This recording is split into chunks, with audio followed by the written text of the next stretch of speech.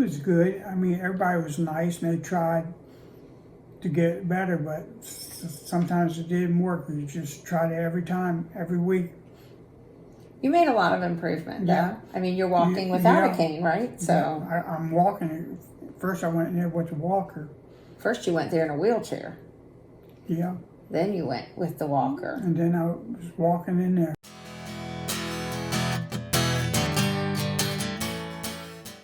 Hi, this is Paul. Hi, I'm Teresa.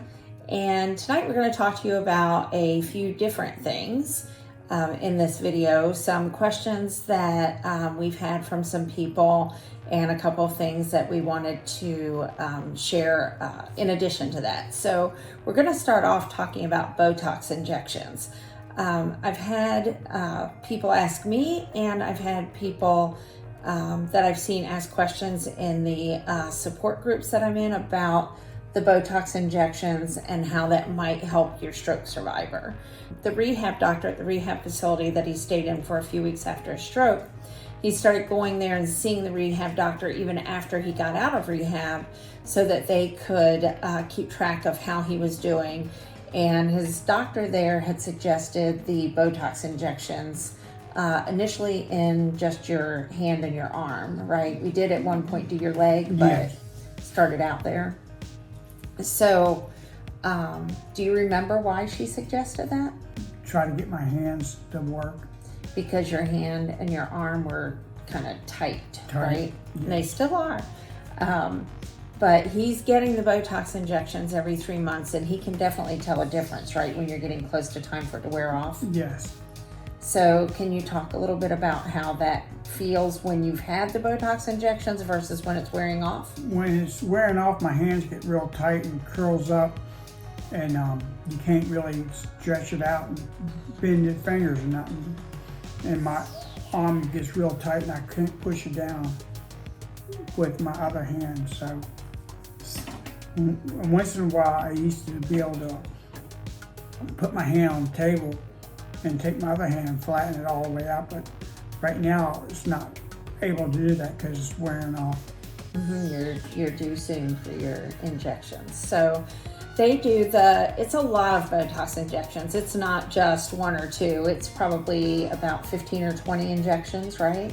Yes. When she does it. So she will do the injections. First she talks to him and asks him about how he's doing and how his hand is feeling and his arm, and she'll check him for like one time she did Botox injections up here in his chest because she could tell his muscles here were tightening up. So she did some there, but she doesn't do it all the time there. It just depends on what she finds when she's looking at him and examining him. And then she kind of determines where to use all of the Botox that she has, as far as like the maximum amount that she can do for him. So she will put them up and down his arm, and it's pretty cool, really. There's a machine that she uses to like listen to the muscle, right? She's listening for the muscle. She's listening for the vibration to see where he has, I think it shows her where you have some movement in there, maybe where the muscles are actually moving a little bit versus where they're not. So anyway, she goes down his arm and his hand. She'll do it in his knuckles here and kind of loosen everything up. It starts, within a couple of days, he's feeling the difference a little bit, and then it progressively loosens up more, right? And then that goes on for a couple of months, and then it starts backing off and tightening back up. So one time when they did the leg, it was because he's having a lot of trouble with being able to bend his leg, I believe, right? Yes. My leg was hard to bend and it's cramping, so she thought that would help it. And he doesn't really have the cramping so much anymore, but it didn't really help too much with his leg because they actually have to be pretty careful about how much Botox they put in the leg because you have to be able to walk, and Botox loosens muscles. We tried it the one time. He didn't really seem to get any relief from that in his legs, so she went back to doing the Botox in his arm and his hand. When you only have so much that you can do, that you can give somebody at one time, you want to give it in the areas that it's going to help the most, is how she explained it to us, right? So, anything else you want to add about your Botox? Does it hurt when she does it? No. No? She sprays it with numb stuff, but sometimes she don't because I don't feel it. The next thing we wanted to talk about, somebody had asked about the right kind of table, I think, for your stroke survivor to use just in like day-to-day table by your couch or your chair or what have you. So I wanted to talk for just a minute about Paul's setup around that. We have a rolling tray table that I got from Amazon. We'd actually gotten one that was a little bit smaller, and it worked pretty well except for the fact that it was too small. He likes to keep several things on there, so he keeps his phone, of course, sitting there. He has a Chromebook that he keeps sitting there. He eats on that table quite frequently, except, when we're eating together for dinner. But during the day, he'll eat his breakfast and his lunch there sometimes. So he actually has a roll of tape sitting on it, right? You have a roll of like a big roll of tape. And he sets a container of yogurt down in the tape so that it doesn't move around, and he can use the spoon and get his yogurt out. So he keeps that roll of tape sitting on the table all the time. What else do you keep sitting there? That's about it. I keep my watch there so I can put my watch on. Mm-hmm.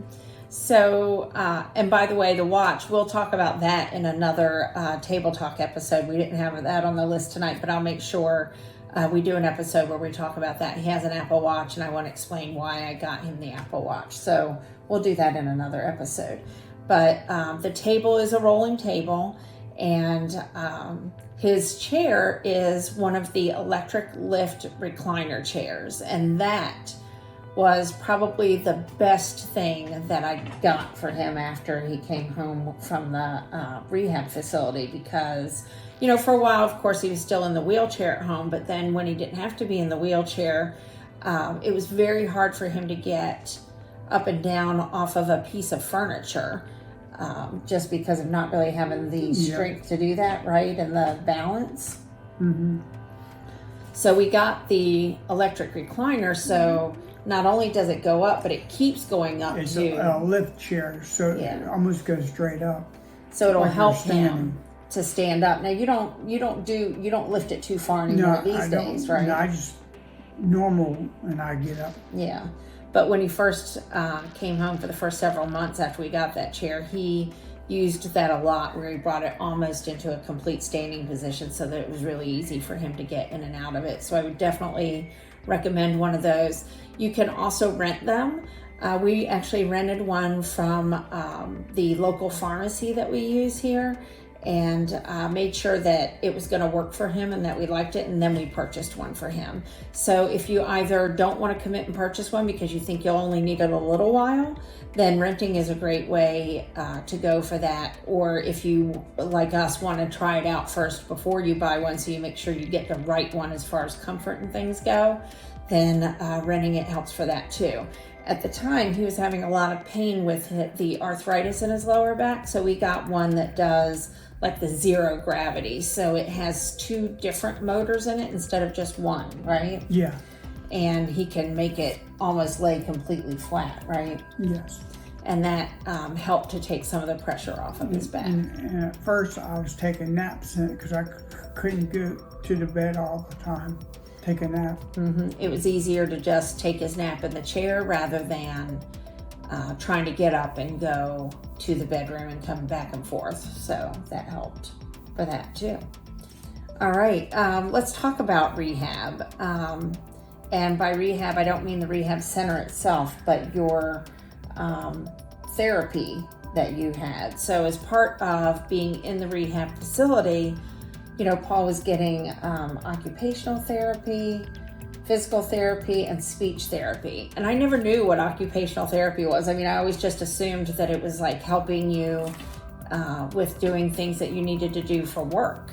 But it's actually about your arms. It's about the upper body, where the physical therapy is more about your legs, right? Yeah. So he was getting all three in the rehab facility. Mm-hmm. Every day, right? Yeah. And then when he came out of the rehab facility and came home, then he was getting each one once a week. I would take him to his therapy appointments once a week, right? Yes. On the rehab, I can remember you taking me there and drive up front and with the walker, and I had to wait right by the walker, and I sit down on the bench, and you go park the car, and then you help me in there, and you stayed there. And then later on, when I got used to walking without a walker, just a cane, and then you started not to come, and you just dropped me off, and then I'd catch a ride with Uber home. That's right, yeah. So that's another thing that we haven't talked about. He did get to the point where he felt comfortable getting home by himself because, again, he was just using the cane, and he was able to get in and out of the house on his own. So we did get to the point where I would drop him off. I would make sure he got inside and everything, and then I would go to work, and I had his phone set up so that with the Uber already pulled up and everything, and all he had to do was really like hit the button to say, I'm ready for it to come. So I had it set up already to say it would be taking him to our home address. So he didn't have to really remember to input anything in there, just to hit the button. Yep. And that was pretty easy. And what did you think about your therapy there? As far as, like, let's talk about the physical therapy with your leg and stuff. It was good. I mean, everybody was nice, and they tried to get it better, but sometimes it didn't work. You just tried it every time, every week. You made a lot of improvement, though. Yeah. I mean, you're walking without a cane, right? So yeah, I'm walking. First, I went in there with the walker. First, you went there in a wheelchair. Yeah. Then you went with the walker. And then I was walking in there. Mm-hmm. Yep. And with the arm, I know that you were a little bit frustrated and didn't really feel like you were getting much out of that, right? Yes.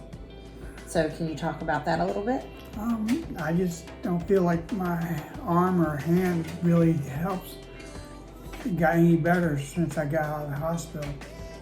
It's loosened by the Botox, but I ain't got no motion with it.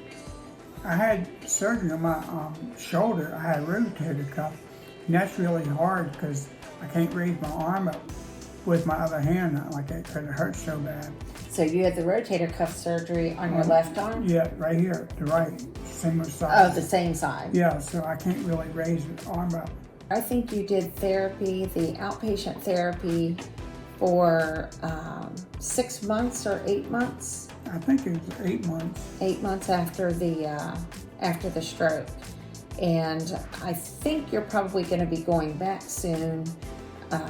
His rehab doctor, when we saw her the last time for the Botox injections, said that she may want him to go back and try some occupational therapy again, meaning therapy for the arm, to see if they can get any progress made again, like just try the therapy again. So I think we're going to be doing that soon. So we'll update you guys and let you know how that goes. The other thing that I wanted to talk about, I actually meant to bring them over to the table and I forgot to. We have some wipes that we use that I just wanted to share with you guys, but they're called Purrel wipes. So it's just like the Purrel hand sanitizer, but it's sanitizer that is in a wipe. So if you need to clean your hands and you're not near a sink or can't get near a sink, so if your stroke survivor isn't so good at walking yet, or maybe is wheelchair bound still, and it's hard to get them to the sink all the time, then you can have the Purrel hand wipes handy. They're just in a container, just like the Clorox wipes. You know what the containers look like for those? It's in a container like that, but they're hand wipes. So they have hand sanitizer on them, and you can use those for cleanup to kind of make things easier. We did that. We used those a lot when Paul was in his wheelchair and he needed to wipe his hands. He could get the top of the container open because it just flips up, and he was able to put the container between his legs and hold on to it that way, and then just pull one out and then just kind of do like this with it with his hand. Yeah. And clean his hand. Yep. So those are a good thing to have beside your chair, or if you've got the rolling table, keep them on the rolling table somewhere handy where, if you can't get to the sink, that's a good way to wipe your hands. Yep, that's what I had to do all the time when I was wheelchair bound. Yeah, because it was just not that you couldn't get to the sink, but it was a lot harder, right? Yep. All right, well, I hope that you guys found this information helpful today, and we will see you next time on our next table talk, and we'll do some more Q&A kind of things, I think, in that episode as well, where we answer people's questions, because we got a few more we didn't get through this evening. Okay. All right, thanks everyone. Thank you.